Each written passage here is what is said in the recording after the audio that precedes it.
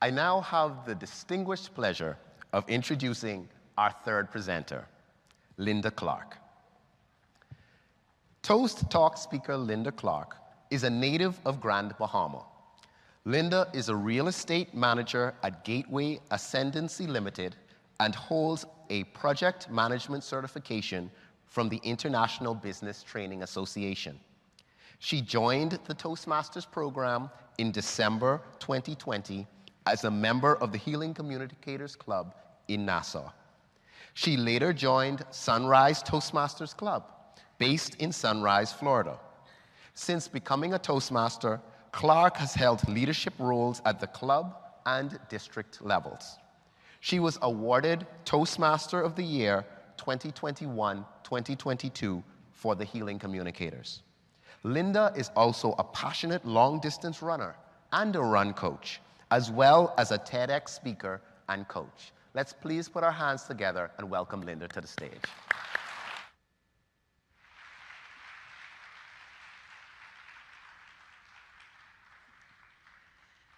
Good afternoon, good afternoon. Fellow Toastmasters, you have indeed traveled a long way to be here. Are you ready to go on a journey with me from cautious to courageous? Woo! All right. 1 year ago, I was posed with this question. Why Speechcraft? Why Sunshine Holdings Group?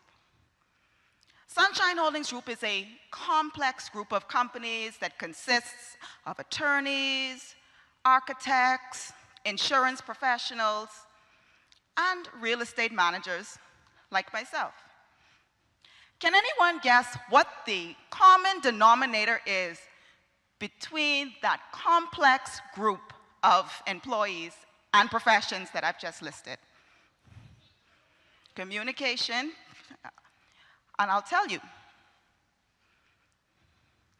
they are all terrified of public speaking.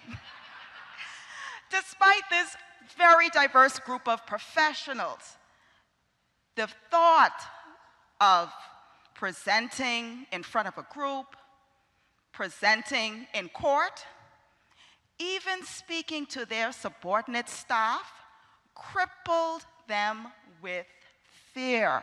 Can you believe it? And that may explain why my employees do not like to take those complaint calls over the phone, and they love to pass those calls and complaints on to me. Who knows? And there was just an overall lack of confidence in this very strong group. I decided to provide them with the common solution, which is to bring that Toastmasters experience to Sunshine Holdings Group. Now, I know some of you may think, Toastmaster Clark, why not just invite them to your home club and ask them to be members of your home club? The beauty of this program is that Toastmasters meets you where you are. And therefore, I needed to meet my colleagues where they were. I believed that it wasn't practical to bring them into my home club, which is a fairly large group, when they already demonstrated trepidation and fear of speaking amongst ourselves as colleagues. I realized in this program that Toastmasters has this affinity for the number 3. We love to break down our speeches and what we want to present in groups of 3s. And my talk today is no different. I will share with you the 3 elements in the journey from becoming cautious to courageous via Speechcraft. And I'll share with you what we know and how we grow.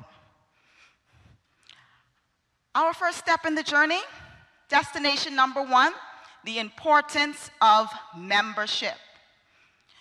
Fellow Toastmasters and our guests, there is a reason why we must engage the support of our home club to facilitate Speechcrafts.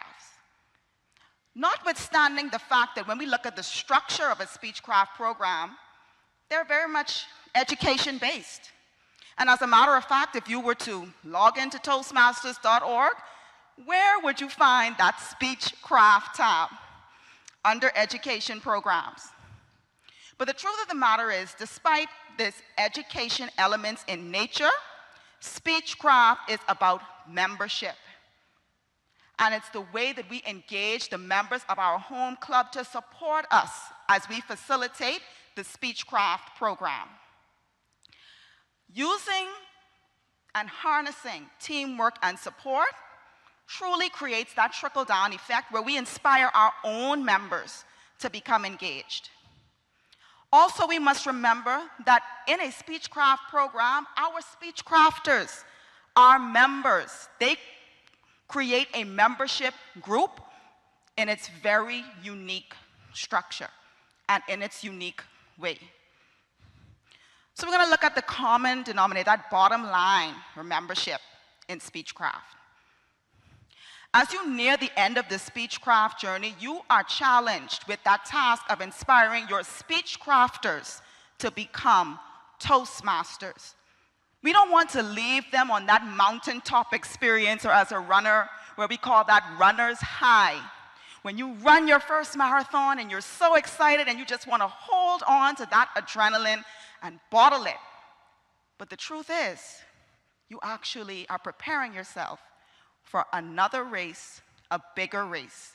And for us, it's Speechcrafters to Toastmasters. Next, we're going to talk about leadership, strengthening our leadership muscle. And that's destination number 2 in our journey. And I'll share a story with you.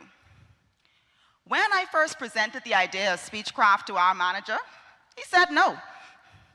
He said we were not ready, we weren't prepared, we were still iffy with the pandemic, and he just was not comfortable with us congregating as a group at that time. And Linda being Linda, I talked and talked and talked and talked and talked until finally he broke down and he said, okay, yes, you can facilitate your Speechcraft, but under 2 conditions. Number 1, I had to get it started and completed during the summer. And 2, I had to utilize persons who were already in the group. And I consider it divine intervention that my co-coordinator, the only Toastmaster in that group, happened to be a member of my club, Healing Communicators. How do we grow? Coordinating a Speechcraft really helps you develop strategic planning and organization through organizing your agendas.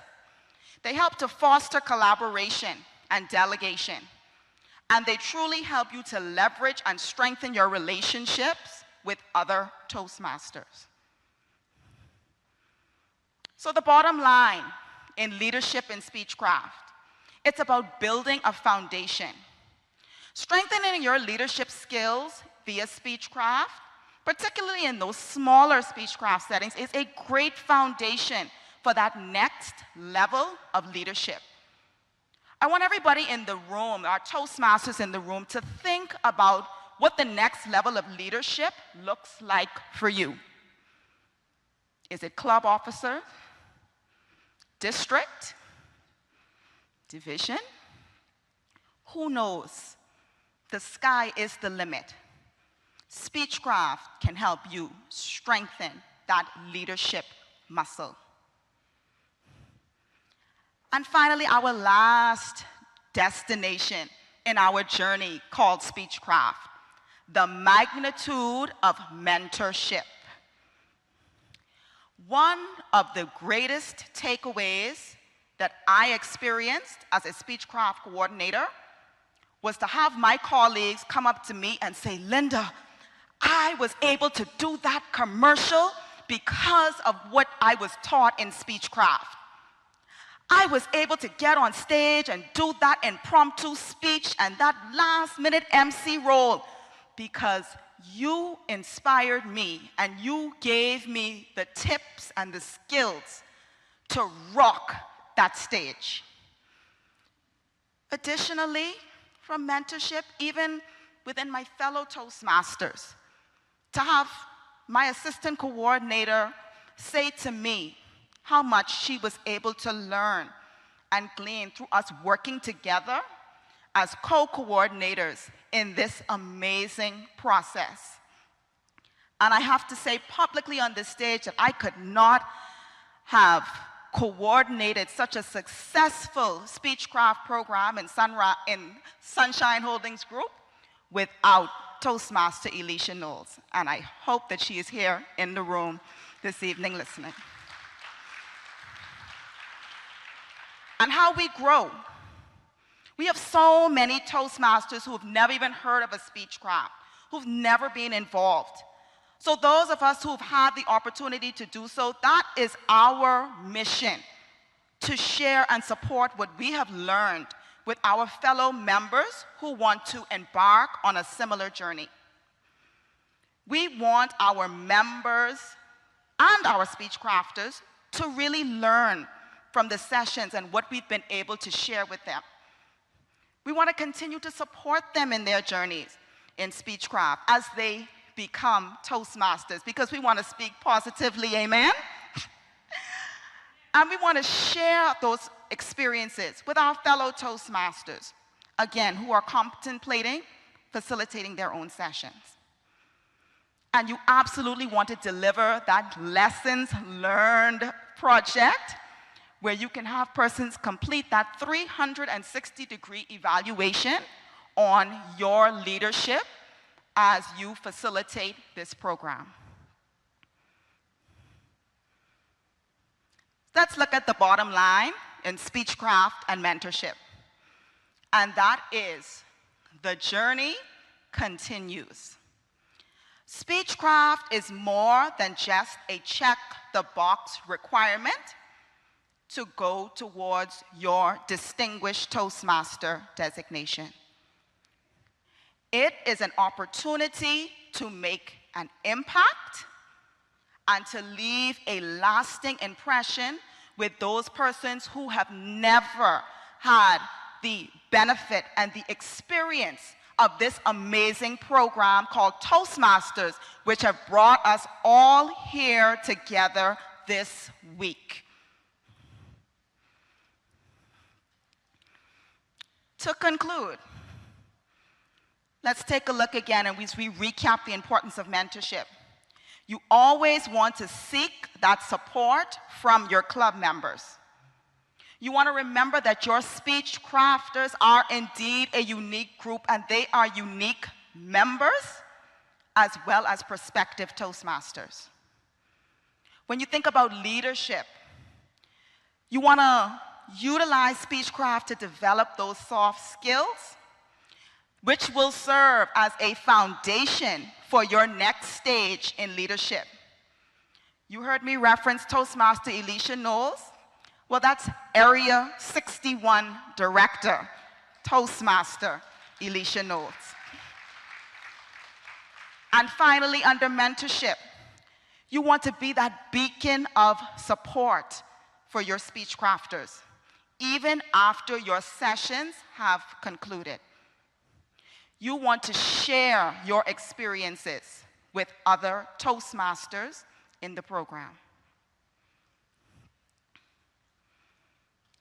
How do we transition from cautious to courageous?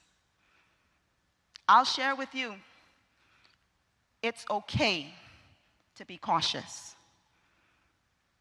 It's okay to be nervous. It's okay to be terrified. I definitely was before I joined the stage this afternoon. However, this program does not call us to perfection. It calls us to progress, to learning, to development, to charting our own journeys, seeking and citing our own destination, whatever those destinations look like for us. Whether it's getting on a stage like today, transitioning to leadership, becoming a strong mentor. The bottom line is, you can start off as being cautious, but with the skills and the tools that we all engage in this program, we will indeed no longer be cautious. This afternoon, fellow Toastmasters and guests, we are Team Courageous. Thank you.